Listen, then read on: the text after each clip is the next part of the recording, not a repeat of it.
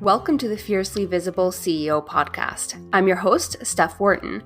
Join me as we dive into how to become a widely in-demand CEO that prioritizes balance between life and business, isn't afraid of making the scary decisions that get you results you actually care about, and unapologetically breaks the rules to build the business and life of your dreams.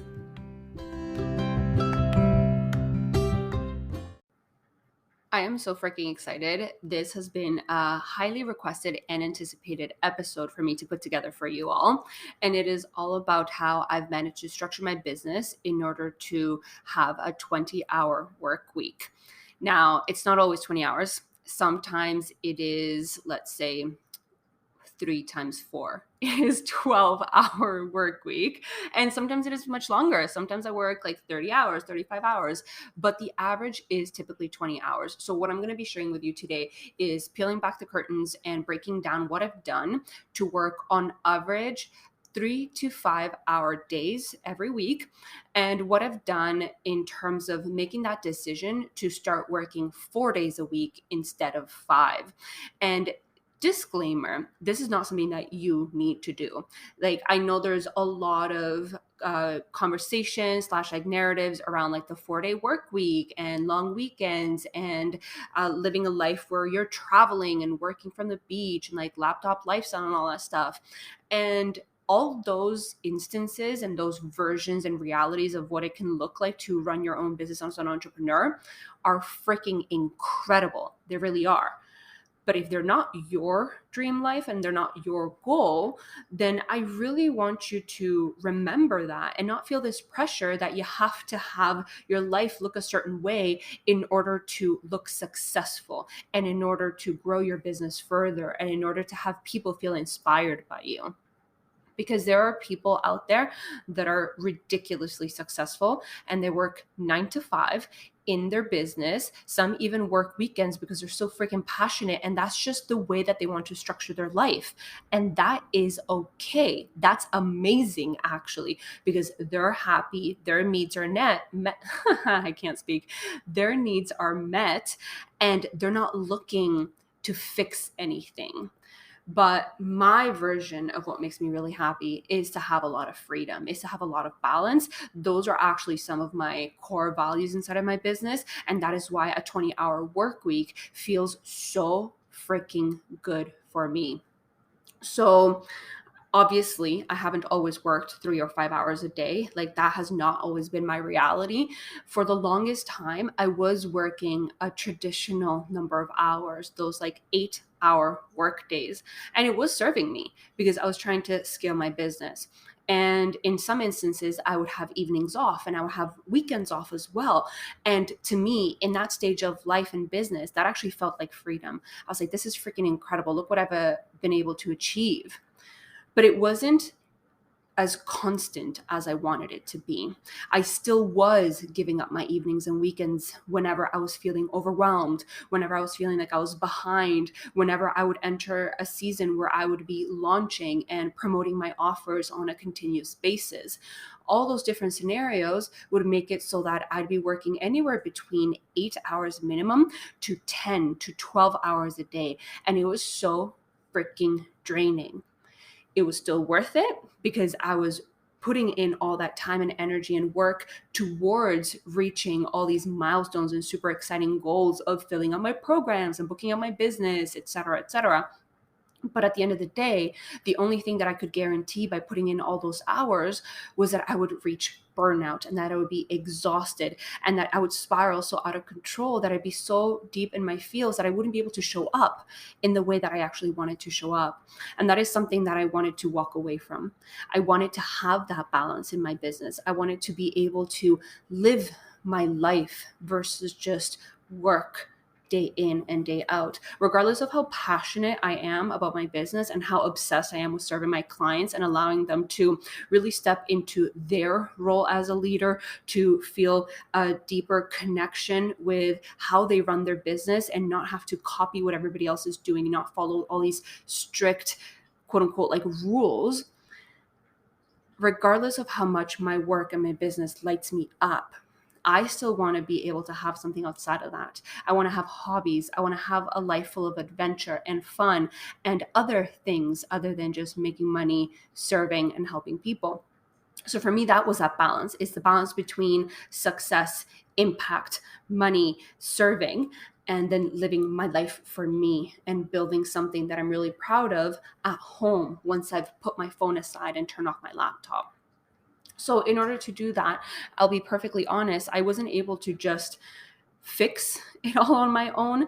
And again, if I'm being even more honest, I didn't even realize that I didn't have the freedom that I was desiring.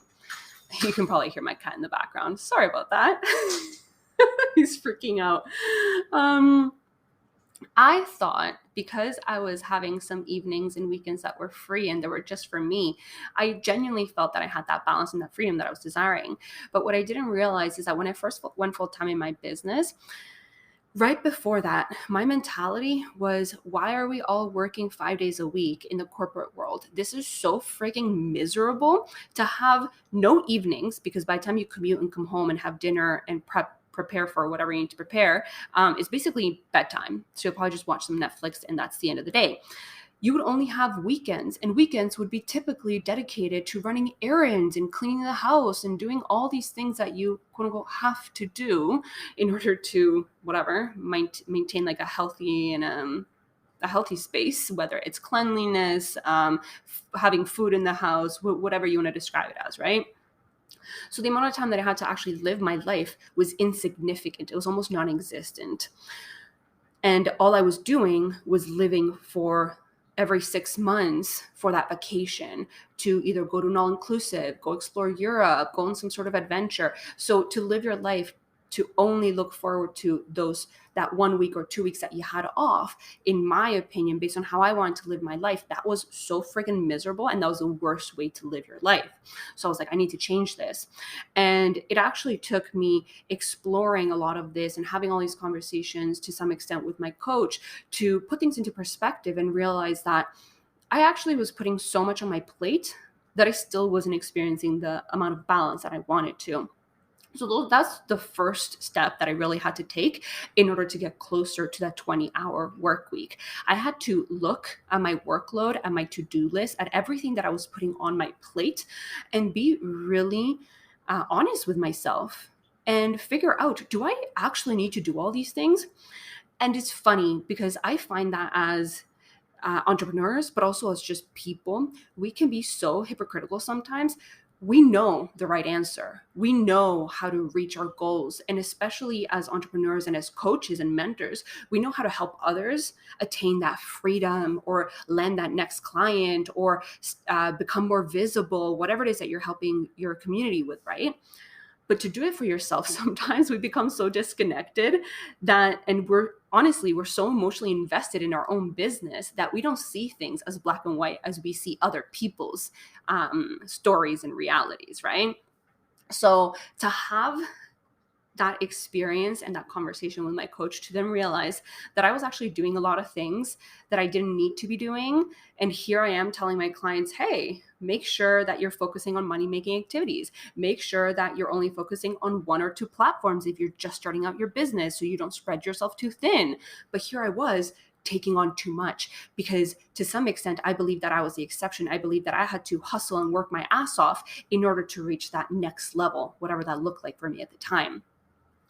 So that first step was looking at my to-do list, looking at everything that I was putting on my own shoulders and essentially deciding what actually needs to get done.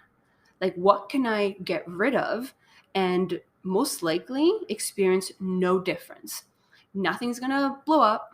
Nothing's going to fall apart. Nothing's going to fail. We're going to continue chugging along at the same rate probably, or even better, because now with all this space that we're giving ourselves to just breathe and not hustle 24/7, now that space allows us to be inspired and to come up with things that feel more aligned, that feel more powerful, that we are actually meant to be doing. So what I did was cut that to-do list, that workload that I kept adding onto my calendar in order to be working either 8 to 10 to 12-hour days, which were so exhausting, like I said. So I cut that list down And what was funny is actually a couple months prior to that, I had actually cut my list down. I had even started to delegate because I had just retired my wife from her six-figure corporate job, and she took a part-time job, then ditched that as well. And I was like, you know what? Like, how about you help me in the business instead? That way you can do a couple hours of work, have the rest to do whatever you want. If you want to take courses, if you want to just have fun, read a book, listen to a podcast, whatever. Maybe take care of the house, right? Like that definitely was one of those things that helped me so much, knowing that everything at home was being taken care of. But I was like, take some of these tasks off my plate. So I had done that. So I thought here I was being so strategic, lowering, like decreasing my workload. But it took somebody else to look at my workload and be like, there's still so much you can get rid of here. Like, what are you doing? Let's like rip this apart. So I went ahead, I sat down and I journaled, quote unquote. I made a list of everything that I was doing, everything that I really needed to do that was a money-making activity, anything that brought in interest, that brought in inquiries, that brought in paying clients, anything that made me feel good and confident, like I was essentially doing the right things.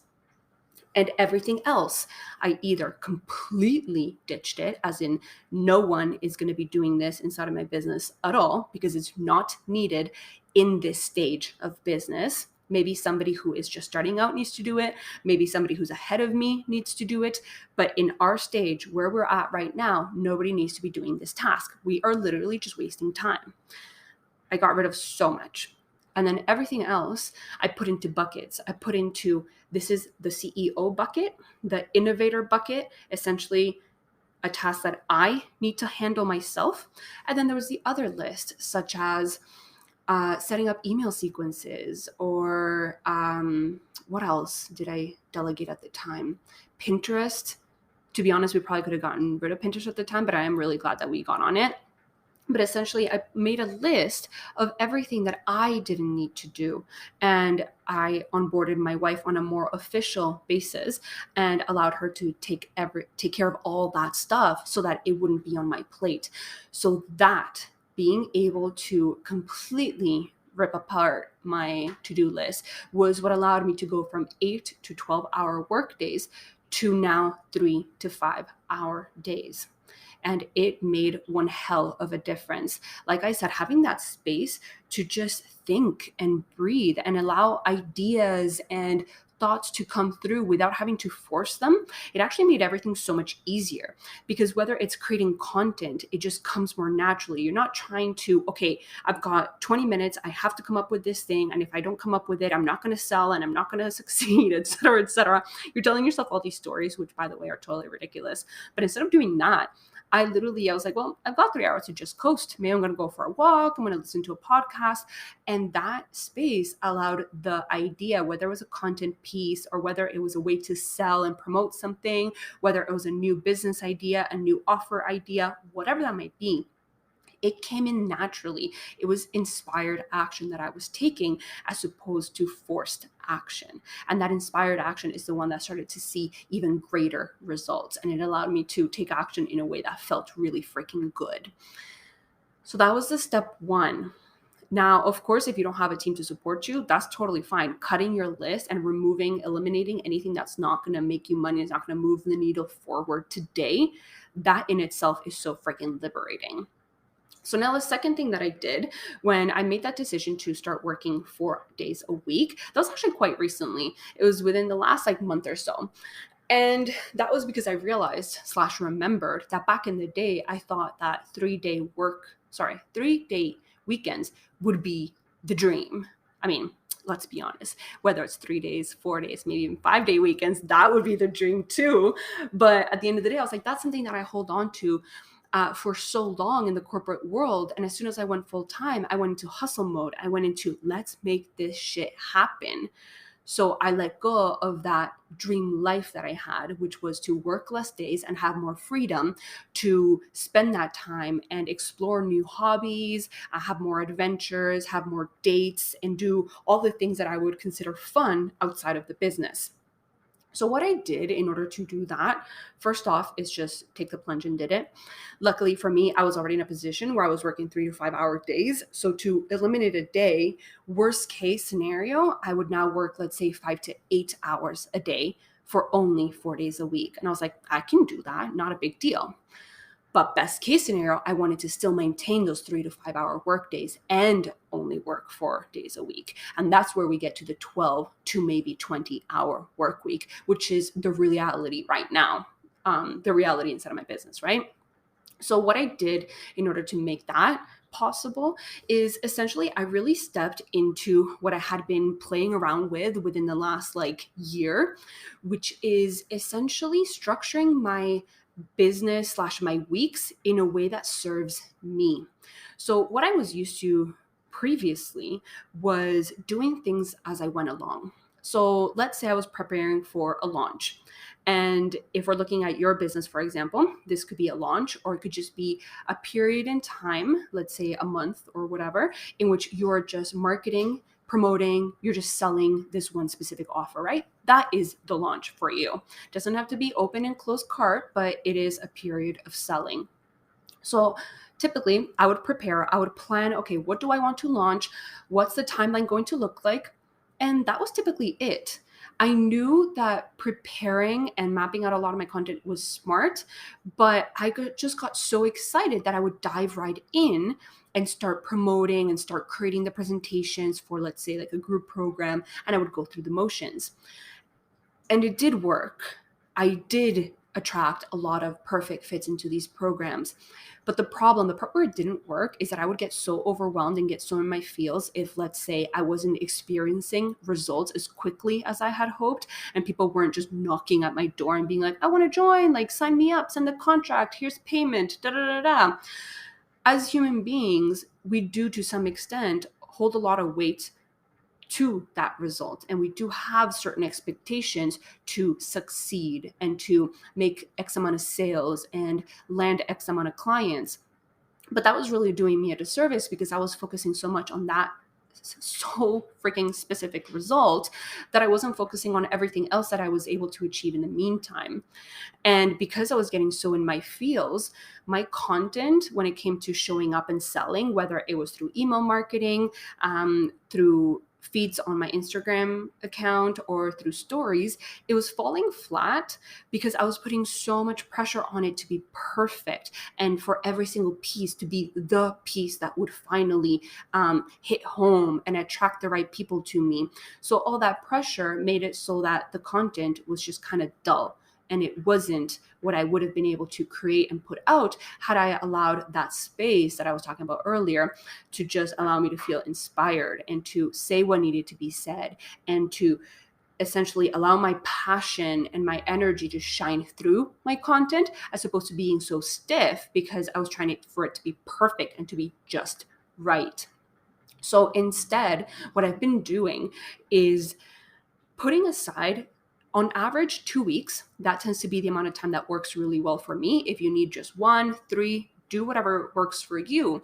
But I was setting aside 2 weeks where I would actually work full 8-hour days and I would plan for my launch. So I would write all the email sequences. I would map out exactly when I would announce every single little thing, when I would pre-launch, when I would shift my content over, when I would open doors, when I would close them, if there was anything else that would be a part of that launch, if I had to do any market research, et cetera, et cetera.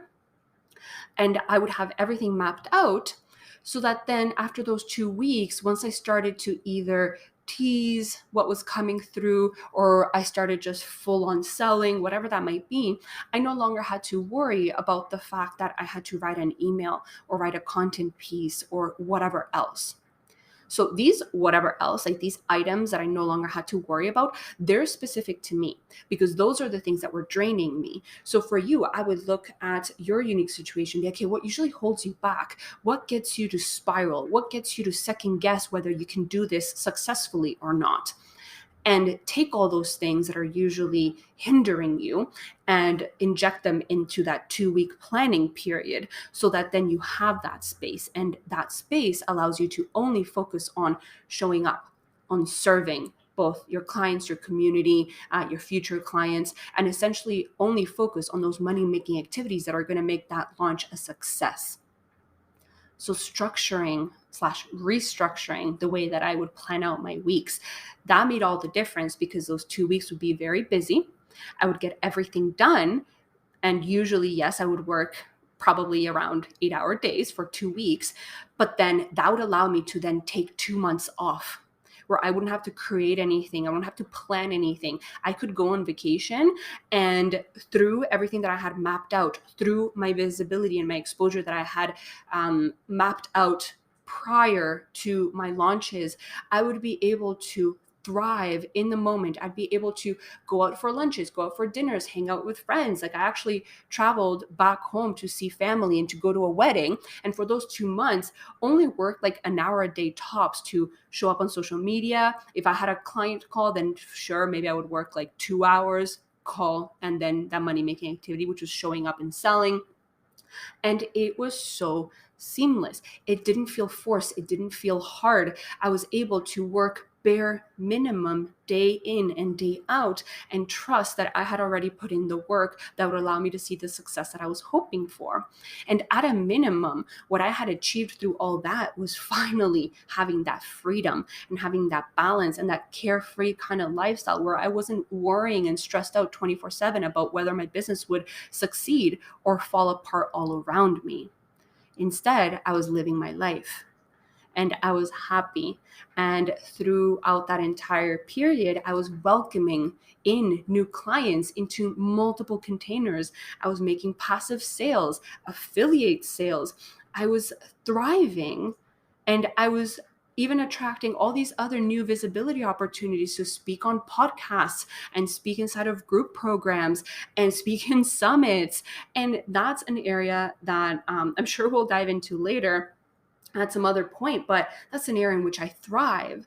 And I get to trust that by planning and then by allowing a lot of space and by focusing on visibility and leadership and the things that I know are gonna bring the type of success that I want, that it's gonna happen. I get to trust that that's all I need to do. I need to be visible, I need to breathe, and I just need to have fun. And that's how simple my business gets to be. So that is exactly how I ended up arriving here and being able to work 20 hours a week. It is by cutting my workload. It is by delegating, essentially being completely honest with myself as to what actually needs to be done and not making excuses that, oh, but I really need to do this because. No. Be honest with yourself. What actually needs to get done? And where are we just wasting time and making ourselves just busy because we think that's going to make a difference? Cutting my workload, delegating, and then restructuring the way that I work to have 2 busy weeks, and then essentially just having time off to allow things to unfold, to trust, to do the inner work, and just believe that everything is going to happen the way that it's meant to be happening.